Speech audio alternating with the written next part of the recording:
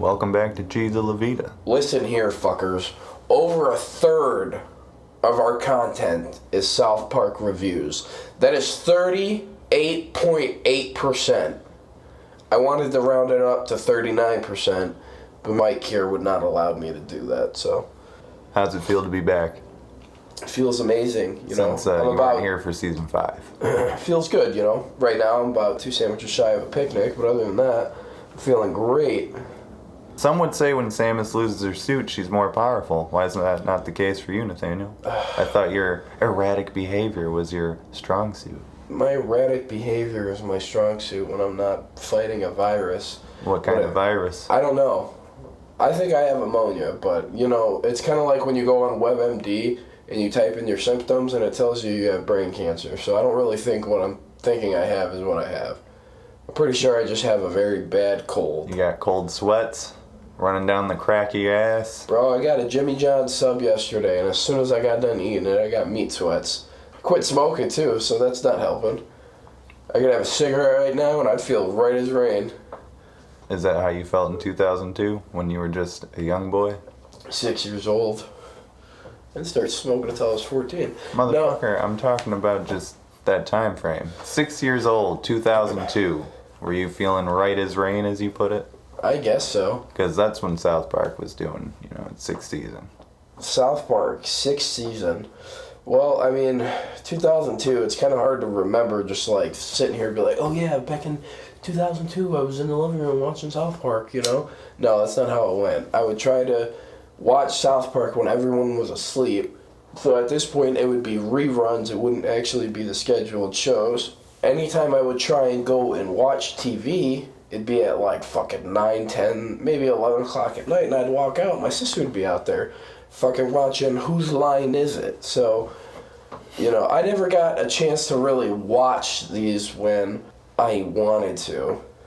Well, around your birthday is when this season premiered, because Jared Has AIDS, March 6, 2002. Aspen, March 13th. Freak Strike, March 20th. Yeah. Fun with Veal, March 27th. Sad. The new Terrence and Phillip movie trailer, April 3rd. Professor Chaos ended the block, April 10th. They came back with Simpsons Already Did It on June 26th. Red Hot Catholic Love was July 3rd. Free Hat, July 10th. Bebe's Boobs Destroy Society, July 17th. Child Abduction Is Not Funny, July 24th. They ended the block once again, came back November 6th with A Ladder to Heaven. The Return of the Fellowship of the Ring to the Two Towers. It's a mouthful. November 13th. The Death Camp of Tolerance, November 20th. The Biggest Douche in the Universe, November 27th. My Future Self and Me, December 4th. And after not having a Christmas episode last season, December 11th, they had Red Sleigh Down.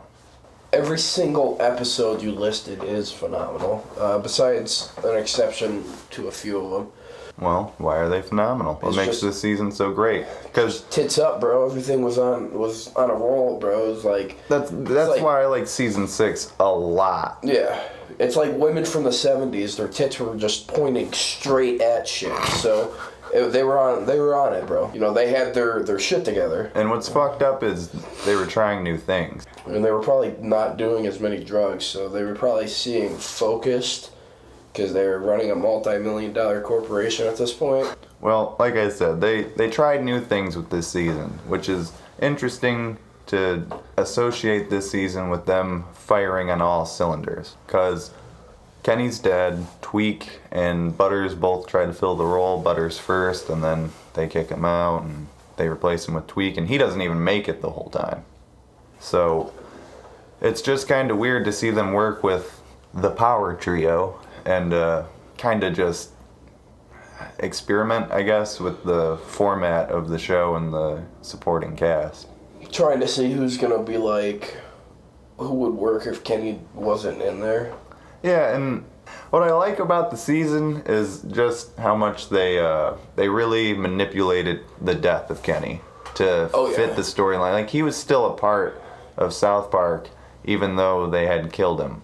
And this was before he actually physically or spiritually came back at any point in the season. They talked about him a lot. Kenny would do it if he was here. Yeah, no, they were pieces of shit. That's kind of how people are in real life, though, about deaths. They often try to manipulate your emotions based off of someone who's, theoretically close to them dying. There's people who use deaths to further their political movements.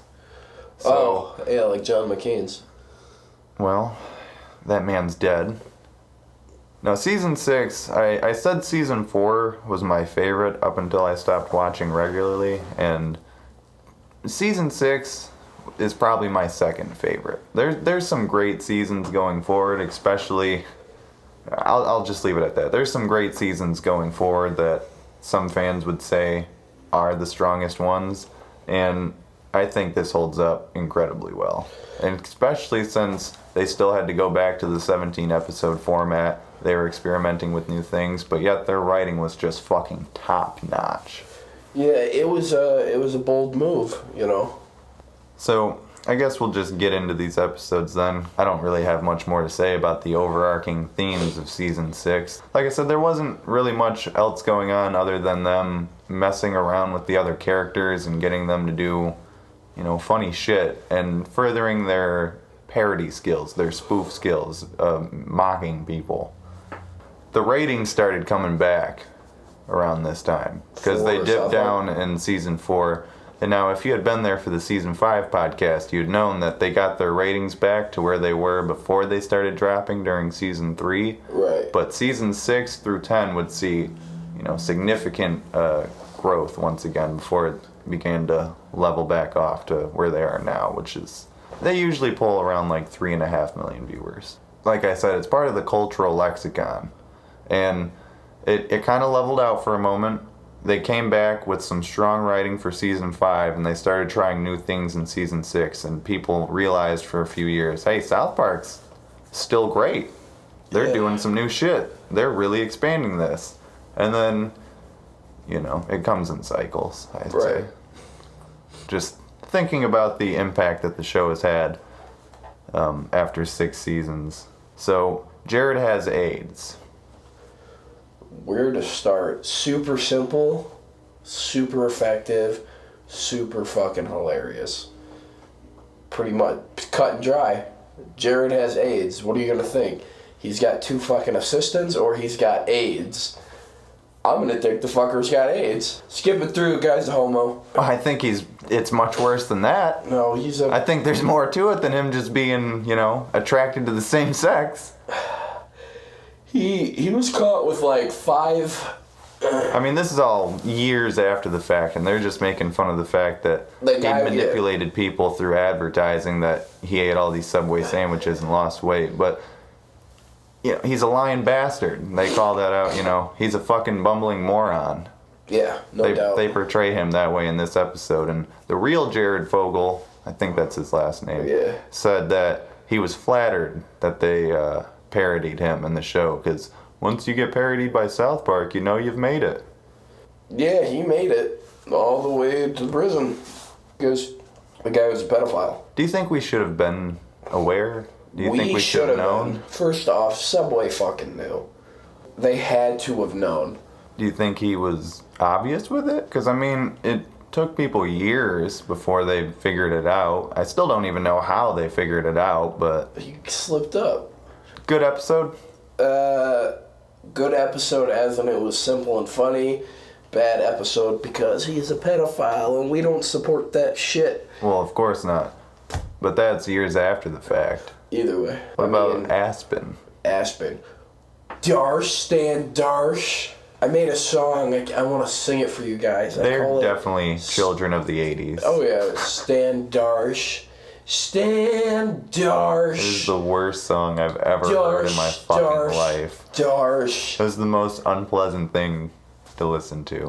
I love it. So the episode they're going through, and Kyle was like, what are you gonna do? He's like, dude, he's got Heather. Kyle's like, you don't even know Heather.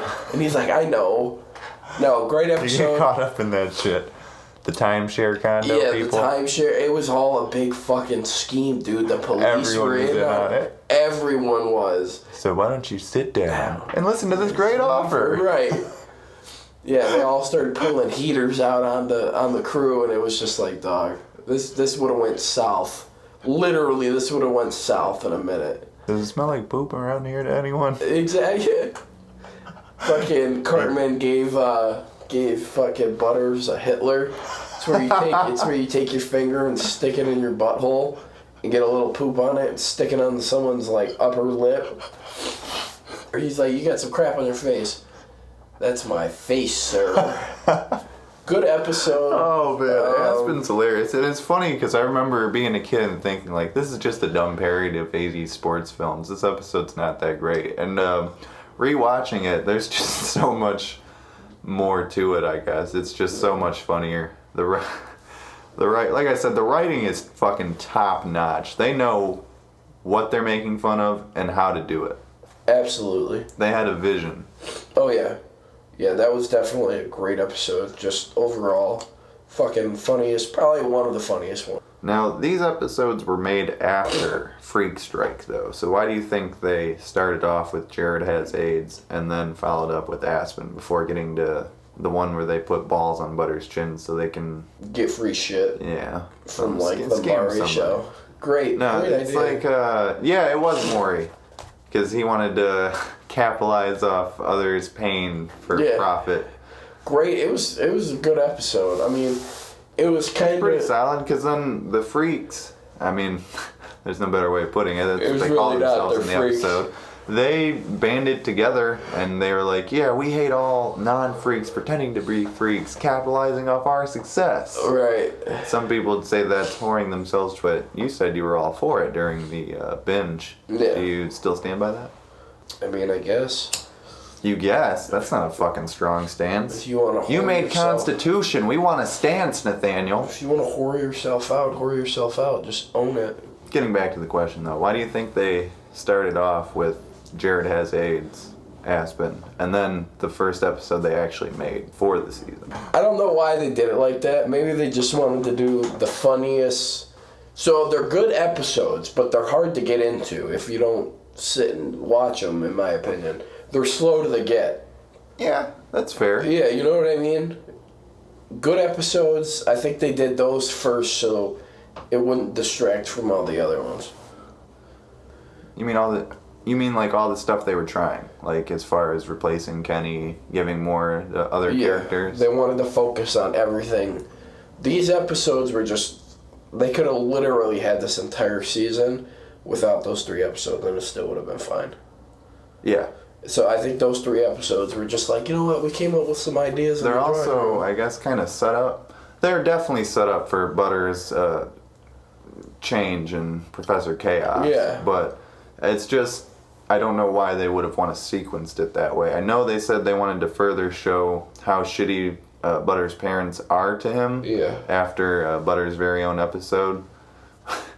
And I didn't mention this during the Season 5 podcast, but I think it's fucking great that Butter's dad's first appearance is in Season 4, and he's a protester. Pride rally. Yeah, whatever that rally was, and he's just acting like super... flamboyant. Yeah, and they still kept that element of gayness to his character. Oh, yeah. He was going to the White Swallow gym. Yeah, jacking off in the movies with like guys and then like having sex with random dudes, yeah. And then he would go home and take it all out on his son. Yeah. I think that's great, but I don't necessarily know why it had to follow Butter's very own episode. And they actually banned Jared Has AIDS on TV for a little bit because they beat the shit out of him at the end of the episode because Cartman pretended to be him and talked shit to both the parents. The child abuse shit. Yeah. People weren't ready for that. You know what? Don't raise your kid to be a pussy.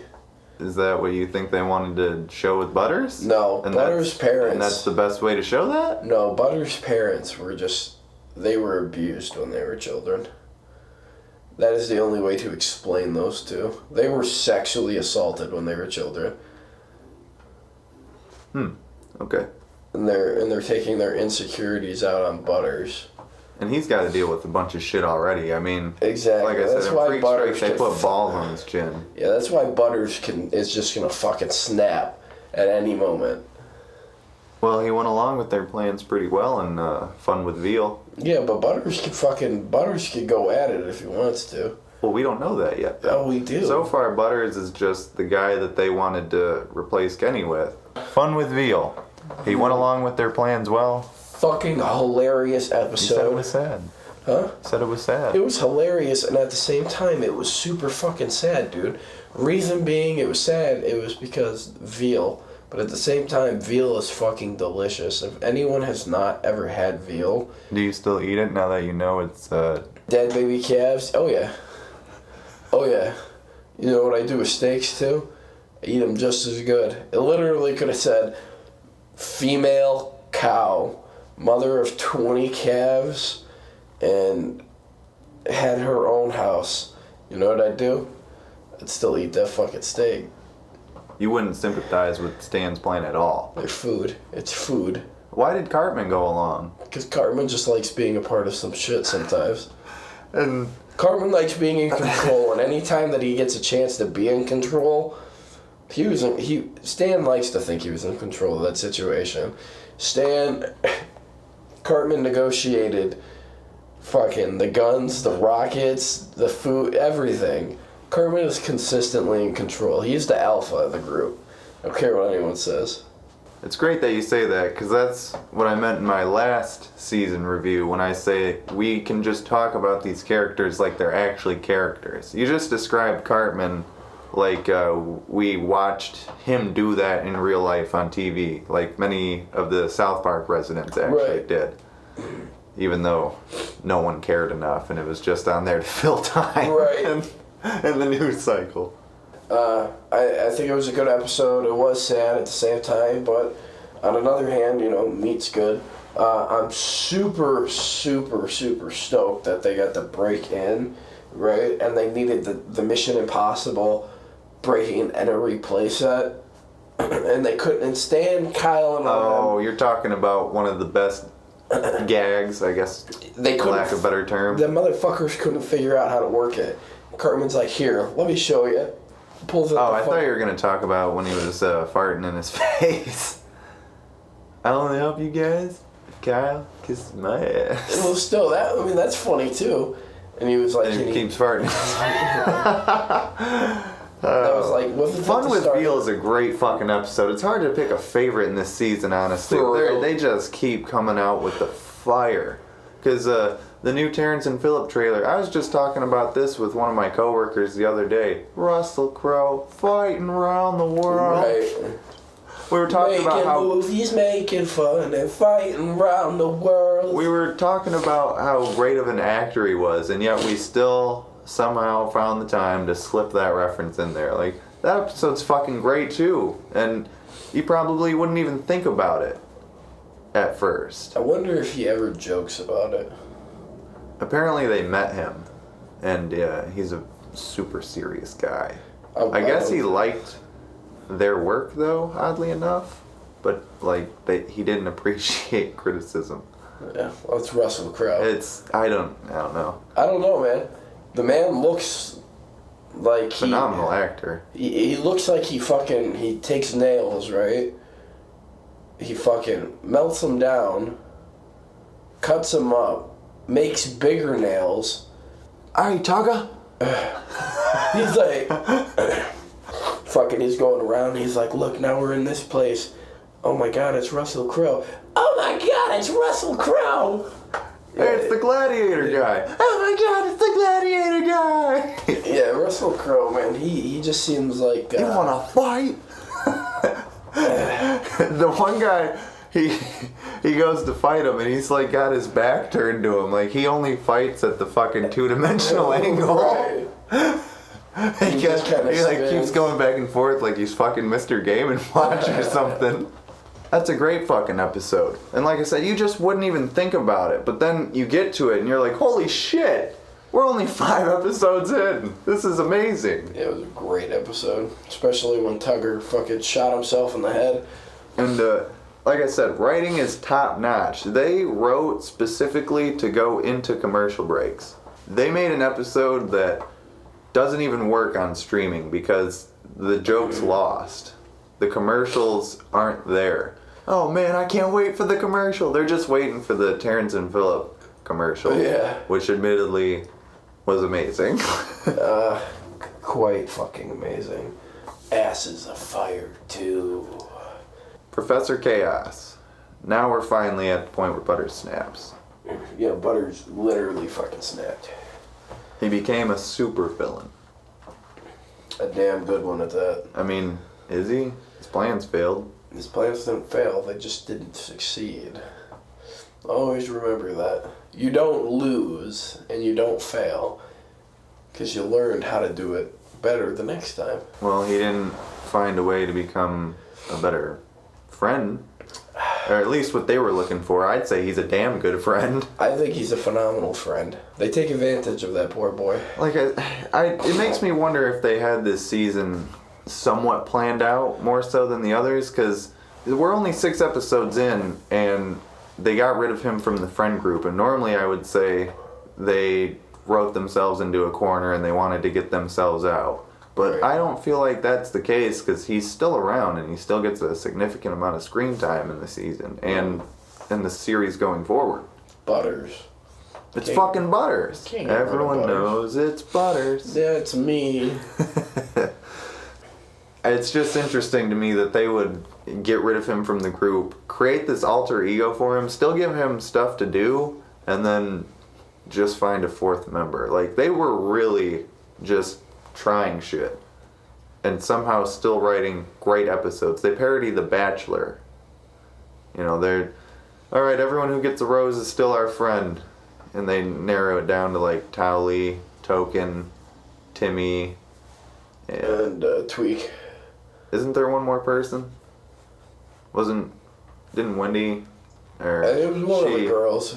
I think she had to get cut off. I think she got cut in like the round of 8 or whatever you would call that. I'm kind of sad they didn't go with Towley. That would have been dope. How do you feel about Tweak? Tweak's a good character. Because now we're kind of going into a whole nother section. Every block is like a new story arc, kind of.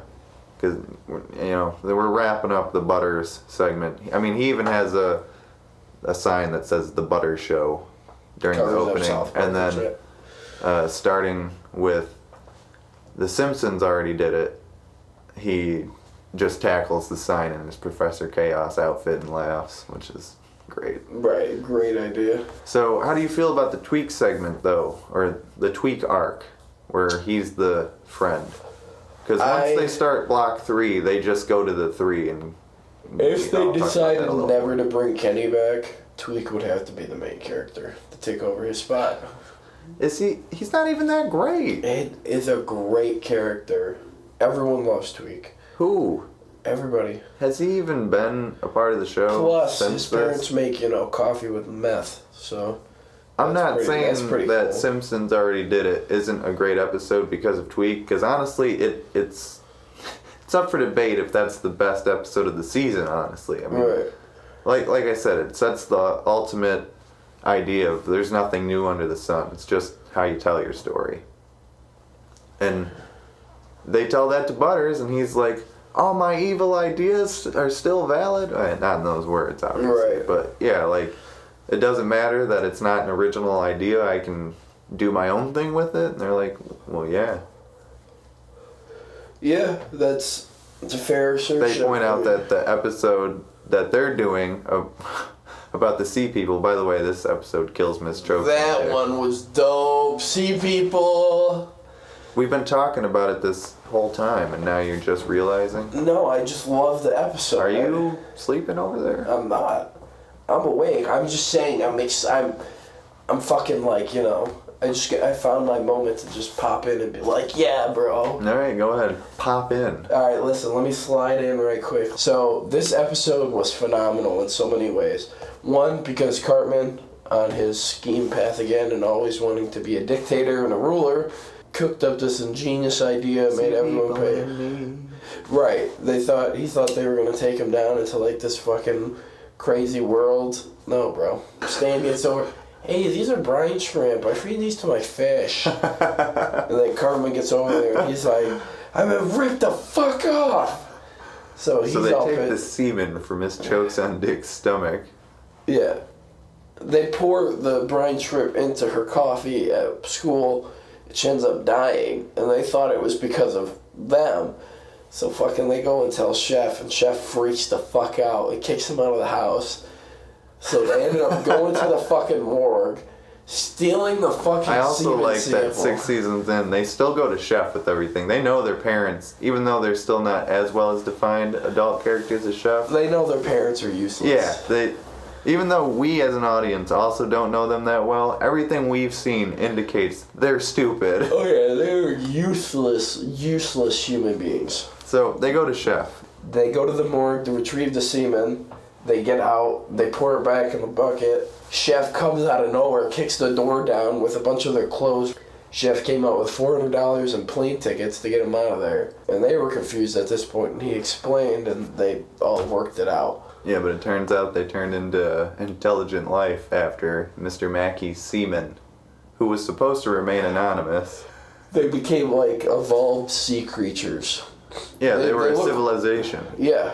They got a bigger tank for 'em, more semen, more brine shrimp. They started worshipping Tweak. They nuked each other. That goes to show you that religion is... I mean, religion's a good thing, but when people don't understand how to agree or just be like, hey man, that's your religion, this is mine, I'm gonna go to work.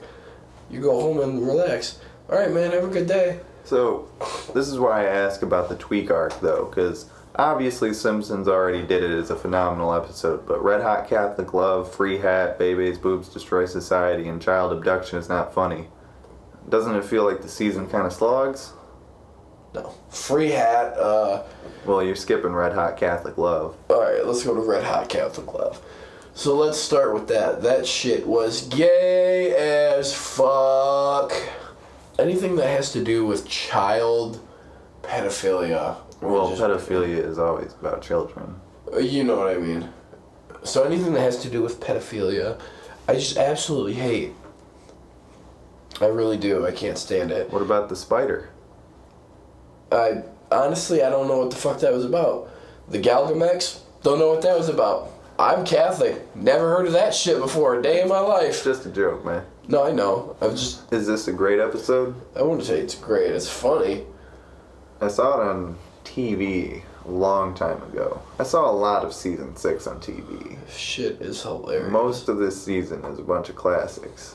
I think this one's pretty great too, because the subplot, Cartman's shitting out of his mouth. Get the fuck out of here. Oh my god! Give me my $20, Jim. I did it. Here, go ahead. Unleash about Free Hat, since you wanted to jump straight to that one. So Free Hat's fucking amazing for multiple reasons. One, because that man is a convicted child murderer. Okay, Baby murderer. He killed 26 babies. You want to know what this fucker's defense was? It was someone that was on the back. Yeah, it was self-defense. Then they were like, "How do you kill 26 babies in self-defense?" They said when they start coming in a swarm, right? You could die. Listen, what do you mean a swarm, bro? It's not like they can fucking fly or rush you. What about the George Lucas and Steven Spielberg plot? And I don't even know why they have Steven Spielberg being the one more anxious to change the movie. Oh, you're talking about George with like Lucas. Raiders of the Lost Ark? Yeah. Maybe they got tired of all that bullshit they were doing too. I mean, I am. I'm extremely exhausted about all the bullshit they're doing. Well, they don't really do that stuff anymore. I mean, the They Star can't. Wars prequels, I'm sorry. That's how I view the original films, though, now that they're special editions. I'm so glad I downloaded those fucking original copies transferred to HD, because there's no way I could watch fucking bullshit run across the screen while fucking Luke and Ben Kenobi are trying to go into fucking Mos Eisley. Right. Great episode. You're right. I agree. But, I don't know, it just feels like a slog. Because then we got Bebe's Boobs Destroy Society. And that's a good episode, but that kind of makes Bebe the main character in this one. And that's not necessarily a bad thing. I think she's a pretty decent character. She's one of the more well-developed female characters. She's smart. I guess she's cute. They all look the same. According to the laws of South Park, she's hot to the boys, but only because she's got these fucking tits. Yeah, the little milk duds. They're little tiny Hershey kisses. They're literally well, I mean, they're little kids, you know? Yeah. It's like when you start going through puberty as a kid, which Matt Stone and Trey Parker still do a great job of maintaining that childlike innocence of South Park, despite the fact that, you know, they're really doing some fucked up shit in these episodes. Think about this. They're just going through puberty, but 3 episodes ago they had to deal with the fucking Catholic Church molestation and Cartman shitting out of his mouth. So baby, she got her tits, right? And they just take over the world. Just like any other pair of titties guys like to look at. Especially during, like, puberty. Oh. Exactly. They turn into fucking, like, apes, right? Stan fucking, They all start fucking snapping as soon as Stan does that. I mean, puberty isn't like that. You're not going to become a fucking ape, but believe me, your hormones are going to be like...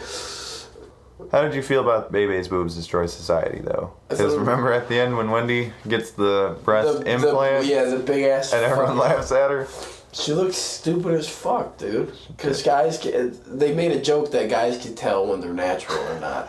And I thought that was a nice little jab at the medical world. So you're saying this is a good episode, then? It was a good episode. Not a great one? Not a great one. It sticks to the roots, though. It was funny. Worthy of being on the episode list. Oh, yeah. What about child abduction is not funny? Now, is that quote-unquote filler, or is that funny? Is that great? Is that worthy? That was fucking hilarious.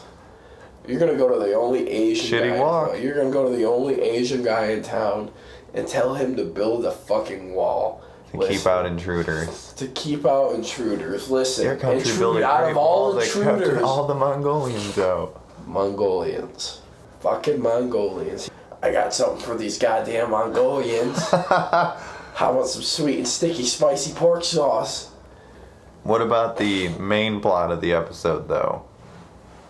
With the child abduction. The child abduction? I mean, and then was there any child abduction through that whole show? Well, Tweak actually got abducted, or they tried to. He almost got abducted. The guy who tried to show him how the world wasn't scary, and he ended up actually being someone who was gonna abduct him. No, just get in my van and I'll take you home. Right. Freeze! Oh, damn it. Tweak! Yeah, freaking the fuck out. It's just funny because they start doing all this crazy shit to their kids, like hooking them up with like GPS powered helmets and shit like that, and all. It's this crazy giant helmet. I know what people feel about the RFID chips now. Hey, listen, bro, that's a sign of the beast. I'm telling you, motherfuckers, for all of our European fans, please, for the love of God, do not get that RFID chip planted into you. Bro, they will be able to tell when you're taking a shit. Honestly, what they're going to do next, okay. Oh, you know what? Let's hook your bank account up to it. Let's make this able to deposit money into it. All you have to do is go up to a phone now and pay your bill. That slowly turns into one of the marks of the beast, which is there's no more monetary value for anything. So let's kind of wrap this up, though, because we're kind of monologuing in certain parts of the season. But this last block is where Kenny returns, essentially. First he's a spirit, then he's, I think, gone for an episode. Yeah, he's gone for a couple and episodes. Then he comes back. Yep. So, a ladder to heaven. They won some competition to get a bunch of free candy. Mm-hmm. Turns out Kenny had the ticket. They can't get their free candy without the ticket. That fucking bastard. All this shit talk they've been doing throughout the season, Kenny would have done it. Kenny was a great friend, even though they just spent the last 2 seasons not even giving a shit about his death. Exactly. Not even using their catchphrase. And then, all of a sudden, now that his death inconveniences them, that son of a bitch. Right. They go to his house. We haven't seen you boys since the funeral. Yeah, they're terrible friends. They're pieces of shit. Do you think Kenny deserved better than them? Yeah, definitely. So why is he still friends with Stan and Kyle? Genuinely friends with them when he takes over Cartman's body once Cartman mistakes his ashes for chocolate milk mix and drinks them. He knows that Misery Loves Company. Not just that, dude. Kenny's strong. He is. You know, I'd say he's one of the strongest I characters. like Kenny. I always loved Kenny. That's what I meant in my season 5 review when I say this was a tough time. When they brought him back, I thought it was great. I thought this was a funny arc to go on. I thought it was a good way of stringing together multiple episodes under a few themes. That's why I feel like the middle of the season drags, because I like Butters and Kenny so much more than Tweak. I don't think it drags. I just think they were playing around with other episodes and other characters to see what the public would have done, and then people, you know, they realized, like, oh wow, people are bitching a lot for Kenny, we might as well just bring him back. Well, they said they had plans of bringing him back, but, you know, I don't know at what point. They weren't very specific about when they would have formulated the idea of bringing him back, so it probably was a little bit of public demand. Most definitely. Because, I mean, A Ladder to Heaven, that's going toe-to-toe with Simpsons Already Did It for best episode of the season. And so is Reds Lay Down, the season ender. I just saw you nod off. Sorry about that. I didn't nod off, I was just dazing off. Well, in any case, Saddam Hussein's in heaven, firmly established by now. Right. With the nuclear weapons plant, disguised as a chocolate chip factory. Yeah. Great idea. This is a great episode. That's what I mean when I say this is going toe to toe. There's not a single second in this episode that like does not attract me to it. Everything from the first second to the final second of the episode just keeps you along for the ride. It's yeah, no, there's no doubt about that. Consistently entertaining. You're on a fucking roller coaster that's going nowhere but up. And that's why I like this final block, because then you go into the return of the Fellowship of the Ring to the Two Towers, where they see the hottest porno ever. Backdoor Sluts 9. All the dads are like, Backdoor Sluts 9. The wives are like, how do you know about that? Oh, I don't know. I heard about it. Yeah, I heard about it. And, you know, Token's the only kid other than Butters who turns into Gollum. Hey, why are you turning my movie off? Right. He follows them. Precious. Butters, you can't play with us. You're lame. Why can't I play? Oh, just, here, let me play with you for a little bit. He goes over to Cartman. I think it's great that they... That's why we love Butters. He's a punching bag, but he's a lovable punching bag that you want around. For real. He's got personality though too. He's got some spunk to him, I'll say. I like how Token. But yeah, Token just quits. Token's like, I'm done. He's always been level-headed. He comes out and he's like, no, I'm serious. Not playing anymore. I'm done. They're like, damn dude, this movie really does have some serious power. For real. They try to return it. They throw it in the fucking return chute, and fucking Butters is just ripping onto that bitch. Sliding down to it. Precious. You said in a previous podcast you didn't like Lord of the Rings. I didn't like... What do you mean, Lord the movie? Yeah. No, I don't like it. So, is this episode lost on you to a certain extent? Not so you don't have to like Lord of the Rings to find this fucking hilarious? Absolutely not. Okay. That's what I was thinking too. The roller coaster ride continues though. The death camp of tolerance. Right. Mr. Slave. Lemmy Winks, the Gerbil King. That's an episode right there, boy. That's up there too, honestly. That's what I mean. There's like 5 or 6 episodes. This season is just consistently great all the way fucking through, man. Right. So just so viewers know, typically when I start straying off or I accidentally doze off, I'll say a bunch of shit to make it seem like I've been thinking, just like I just did a minute ago. No. This episode is very, very, very, very hard to comprehend because, you know, within like the first 6.5 minutes of the episode, Mr. Garrison's shoving a fucking beaker up Mr. Slave's ass and putting a gerbil in his butt. So, this episode is very difficult to comprehend on an adult-oriented level. I just want everyone to know that. What about the biggest douche in the universe? That... Where Kenny's soul is finally removed from Cartman's body, and he goes into a pot roast in Chef's parents' house in Scotland. Yeah, that's fucked up, dude, because then Ben Stiller... Rob Schneider. Rob Schneider, my bad. Is John Edwards the biggest douche in the universe? are people He's like tied. that. He's not even relevant anymore. No, not really. I don't remember John Edwards at all. And to be honest, he was never really even that big. So I don't know why they're picking on this guy unless they truly, genuinely hate people who make other people feel good about themselves, I guess, by lying to them. Maybe that's just how they are. Is John Edwards a scam artist? Are all those people scam artists? Oh, for the psychic mind reading people. Oh yeah. All those guys are, yeah. Yeah. So you're saying to have that power, if they got a shtick like Miss Cleo, it's bullshit? Well, yeah, it's supposed to be a gift. It's not something you prophetize off of.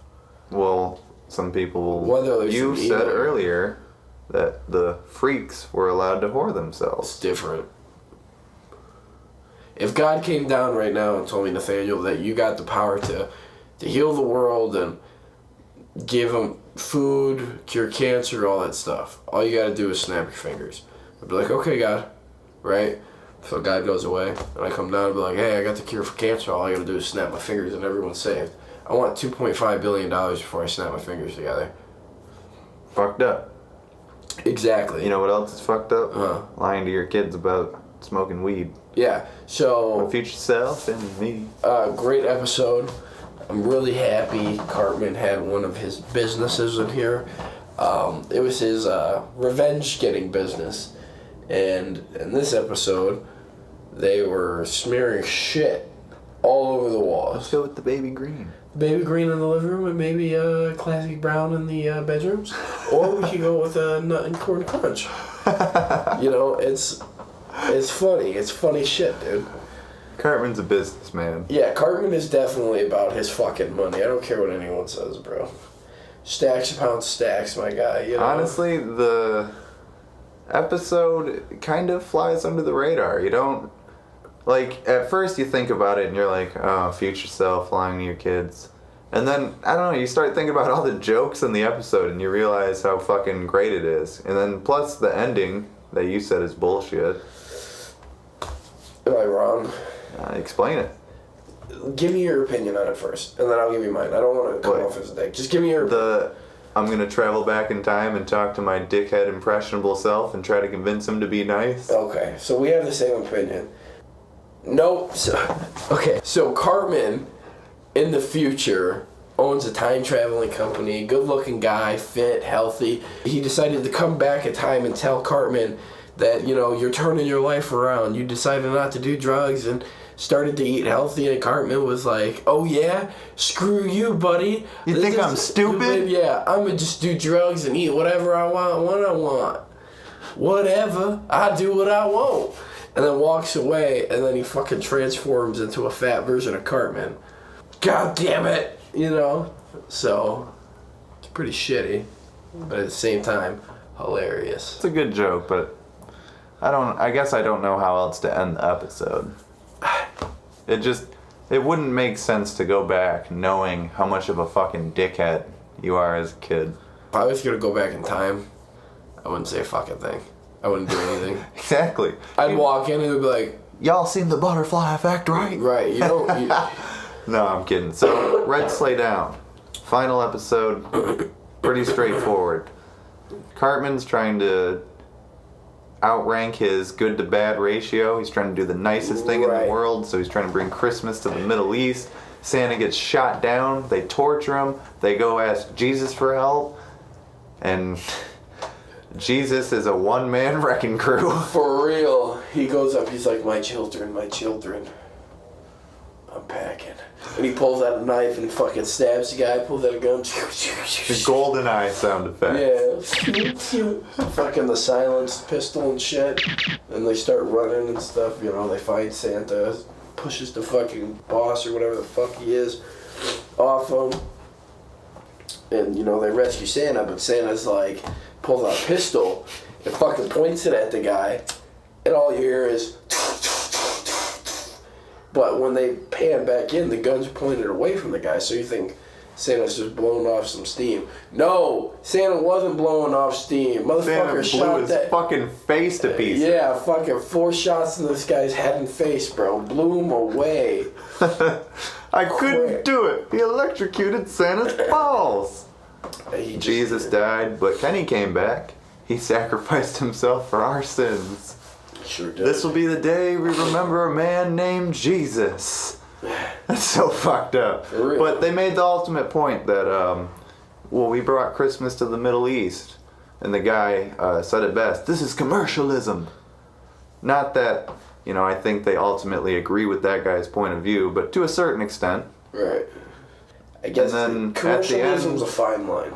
At the end, though, they wrap everything up nicely. Kenny walks in from off screen. Where you been? "Oh, over there." Well, looks like everything's starting to get back to normal. And then, pretty much from there on out, it kind of did. I mean, besides Kenny dying like once an episode. Well, yeah, he doesn't die really anymore from this point on. I mean, every now and then he will, but right. Ultimately, he comes back as the fourth friend, even though he definitely doesn't get the shine he deserves until way later. He's still there. Right, no, of course. They didn't try to write him out. They didn't view him that much as a prop anymore. But they couldn't, though. Even though they still probably did a little bit. It's an interesting season. It's got some interesting episodes. It set us up greatly for the next few years at least. I mean, this season really expanded the world to what we know it now. They started that with season 5, and season 5 was great. Season 6, they tried stuff, and it was fucking amazing. They didn't lose a step. They just kept going on, even though they gave themselves obstacles. For real. And then, conveniently, they wrapped it all up nicely. Well, Nathaniel fell asleep. See ya.